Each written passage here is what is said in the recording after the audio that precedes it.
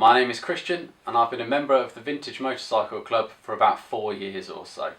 I've had an interest in anything mechanical, whether it's cars, bikes or engines, for as long as I can remember, but my focus really shifted towards classic bikes about 5 or 6 years ago.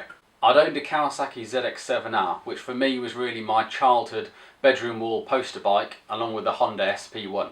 When it came time to get rid of that, after owning a 100 brake horsepower, 150 mile an hour sports bike, I thought I should look in a slightly different direction. And that different direction ended up being a Norton Dominator. I ended up doing quite a lot of work to the bike, and by the time I sold it, it was sporting clip-ons, rear sets and a single seat, and it was around the time when the cafe racer trend was sort of coming back into fashion, so that worked quite well. It was during my period of Norton ownership that I really got hooked on the classic stuff, and also when I joined the Vintage Motorcycle Club. The initial draw for me really was access to information.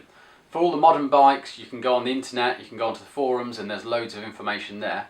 But for a lot of the older stuff, the information was stored in people's heads. So the club really gave me access to a lot of people that had spent 40 or 50 years working on the same bikes as me, and that was really invaluable. Another thing that really appealed to me about the club, and still does, is that they promote the use of competition bikes, whether that's pre-65 trials, sprint bikes, short circuit bikes. They would much rather that they were being used for their intended purpose rather than being sat in a museum or in the back of someone's shed.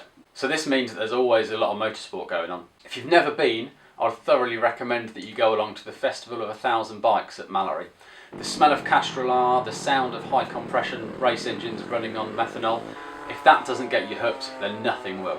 If you're interested in finding out more about the Vintage Motorcycle Club, there's a link in the description. And if you fancy watching any of my project videos, I'm sure the club will be kind enough to put a link in the description to those as well.